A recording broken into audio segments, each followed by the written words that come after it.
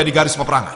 Jadi saya setuju bahwa secara keseluruhan negara Amerika tidaklah menentang Islam. Secara keseluruhan orang India non-Muslim pun tidak menentang Islam. Hanya sedikit yang menentang. Dan mereka inilah yang mengendalikan media. Seperti yang disebutkan dalam majalah Times. Majalah Times yang terkenal di seluruh dunia. Sebuah artikel di majalah ini, pada sebuah edisi tertanggal 16 April 1979, dikatakan bahwa lebih dari 60.000 buku yang menulis menentang Islam selama kurun waktu 150 tahun. Lebih dari 60.000 buku menentang Islam selama kurun waktu 150 tahun. Dan jika kita hitung berdasarkan artikel majalah Times ini, bahwa lebih dari satu buku yang menentang Islam yang ditulis setiap harinya. Dan medianya, saya salahkan media dan para politikusnya. Menurut saya, akar dari masalah kita di dunia ini adalah media dan para politikus itu sendiri. Maaf jika saya menyakiti perasaan orang, bukan itu maksud saya. Tapi ini pendapat saya. Tugas jurnalis media untuk menganalisa. Tapi banyak juga para jurnalis yang jujur dan bicara yang sebenarnya. Masih banyak yang demikian. Bukan berarti semuanya. Saya yakin sekali tidak semuanya. Hanya masih banyak yang demikian. Jika kalian menganalisa pada masa sekarang ini, Islam adalah target media. Contohnya, apabila ada seorang muslim memakai jilbab, dia menjadi target. Tapi jika suster yang memakai baju semacam itu, dan dia menutupi seluruh tubuh kecuali wajah dan pergelangan tangannya, orang-orang akan menghormati mereka. Mengapa terjadi perbedaan ini? Jika seorang muslim memelihara janggut, maka dia dianggap teroris. Tapi orang Sikh boleh memelihara janggut. Tidak masalah mereka memakai sorban. Saat saya pertama kali ke Kanada tahun 90-an, di sana ada orang Sikh yang juga merupakan warga Kanada. Dia berjuang agar dia memperoleh hak untuk tidak melepaskan sorbannya saat dia masuk ke militeran Kanada. Dia memenangkan kasusnya. Dia orang Sikh. Lalu ada juga orang Sikh yang menghadapi pengadilan, di mana dia menolak melepaskan sorbannya saat masuk universitas. Dia memenangkan kasusnya juga. Di sini bisa kita lihat bahwa orang yang memelihara janggut, saya tidak mengerti kenapa orang begitu takut dengan janggut ini. Ini baru saja kejadian kemarin. Aku datang bersama kolegaku. Dan kami datang ke sebuah hotel. Kolegaku itu juga berjanggut dan memakai peci. Kemudian ada beberapa polisi mengikuti kami dan bertanya, hanya karena janggut dan peci kami. Memangnya janggut bisa apa? Menyakiti lalat saja tidak bisa.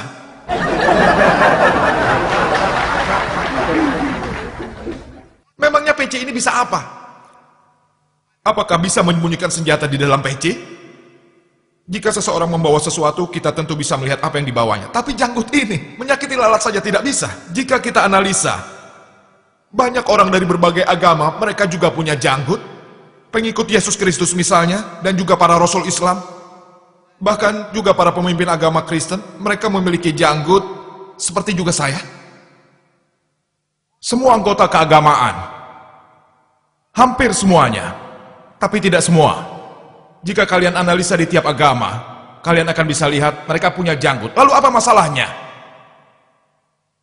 Tidak ada masalah sama sekali. Jadi semua ini kesalahan media. Salah media karena target ini dipilih. Karena inilah kalian bisa melihat ada salah persepsi di masa sekarang ini mengenai Islam. Tapi orang Muslim juga salah.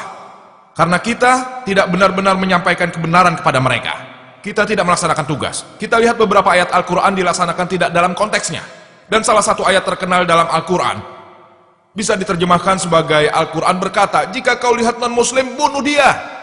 Salah satu kritikus terkenal dari India, Anda tahu Arun Shuri? Dia menulis buku yang berjudul World of Fatwa dan juga Course Al-Quran. Di surat At-Taubah, bab 9, pada ayat 5, Al-Quran berkata, apabila kau menemukan orang kafir, dalam kurung Hindu, apabila kau menemukan orang kafir, dalam kurung Hindu, bunuh dia. Kepunglah dia di tempat pengintaian.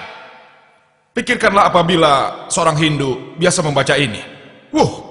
Al-Quran berkata, apabila kau menemukan orang Hindu, bunuh dia. Ini akan menimbulkan reaksi. Dia akan menentang Islam.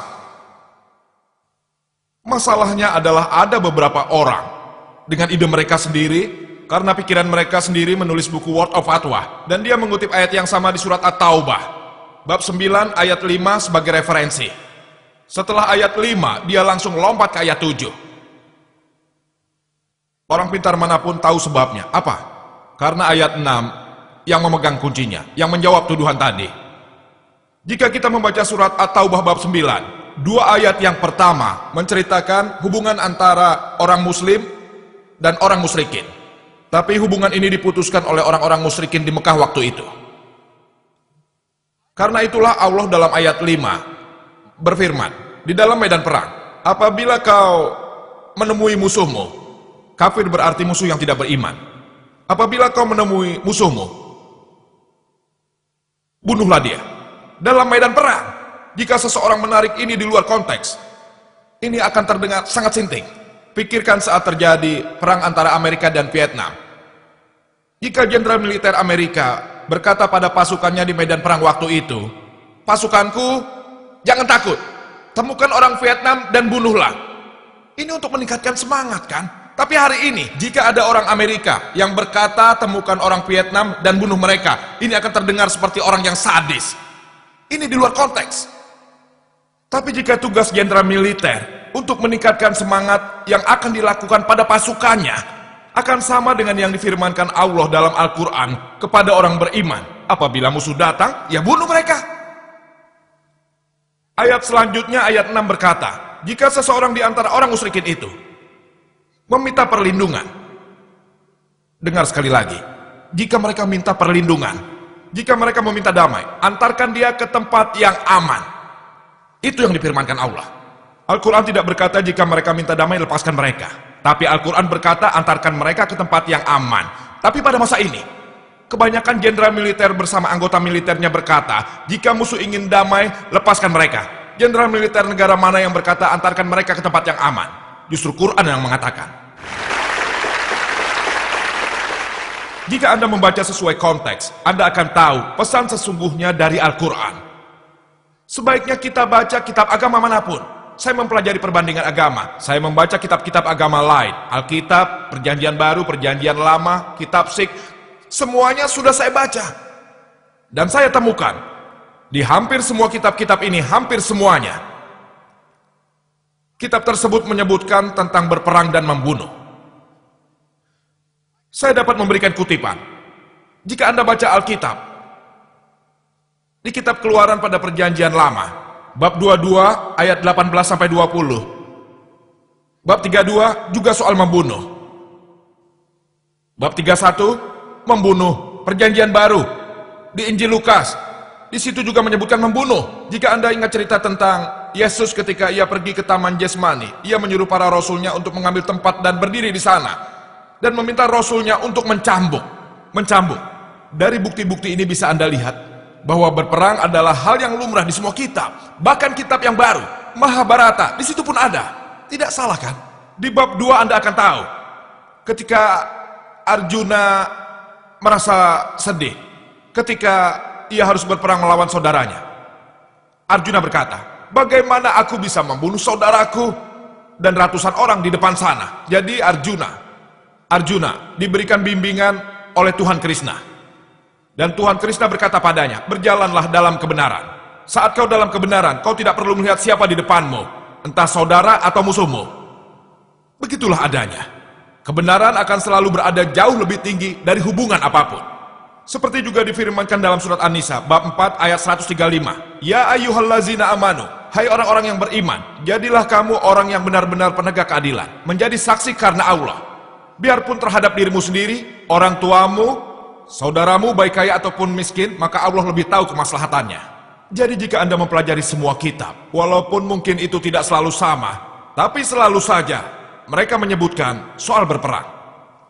Tapi bukan berarti saat kita membuka kitab Keluaran atau ayat Bhagavad Gita, kita akan membaca bahwa menurut Bhagavad Gita kita harus membunuh saudara kita. Itu di luar konteks.